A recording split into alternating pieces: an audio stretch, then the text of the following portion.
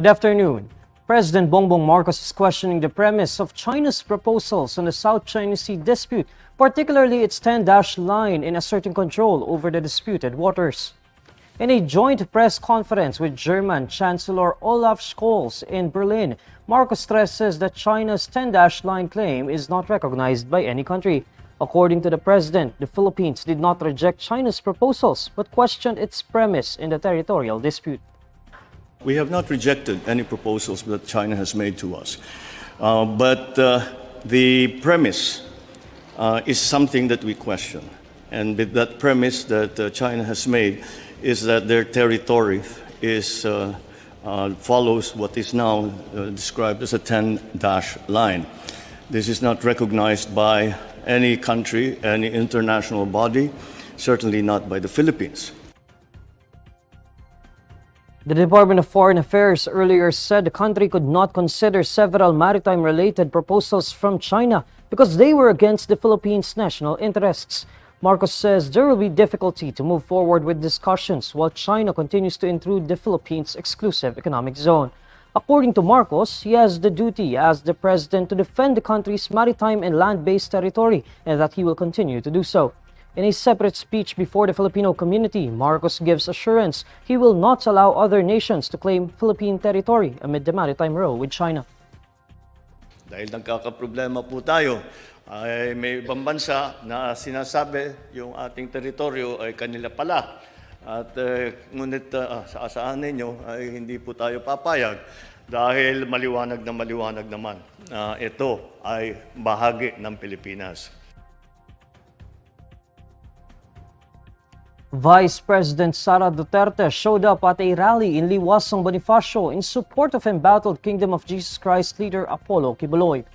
In an interview posted by SMNI on X, Duterte expresses her support for Quiboloy. She reiterates that the religious leader is undergoing what she called trial by publicity.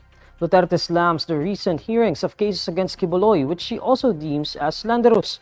The Vice President also blasts what she deemed to be oppressive acts against SMNI.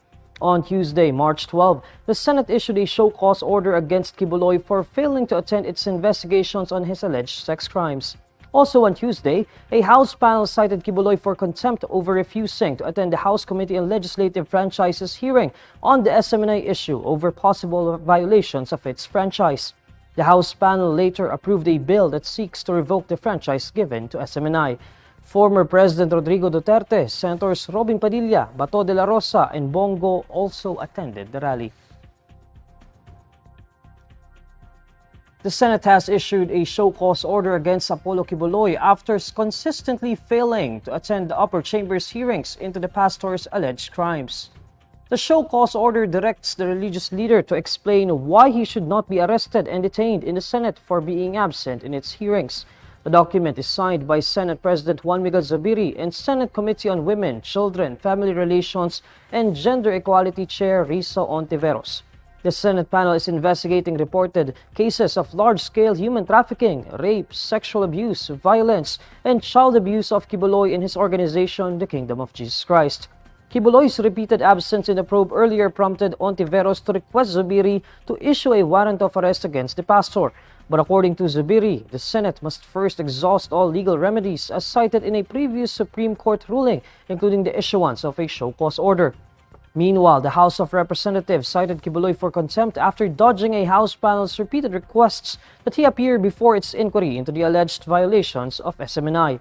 However, Quiboloy's legal counsel, Ferdinand Topacio, justified the pastor's repeated absence, saying he is not the best person to answer questions about SMNI's ownership. Here's the latest roundup of today's top stories. President Bongbong Marcos questions China's 10-dash line. Senator Raffy Tulfo questions alleged irregularity in PCSO lotto draws wherein a single bettor won multiple times in a single month. And Vice President Sara Duterte and former President Rodrigo Duterte show up in a rally in support of embattled Kingdom of Jesus Christ leader pro-Quiboloy. These are the stories you need to know today. I'm Neil Mercado. Follow INQUIRER.net on Facebook, X, YouTube, TikTok, Instagram, and Reddit. For more stories, visit INQUIRER.net. Good afternoon.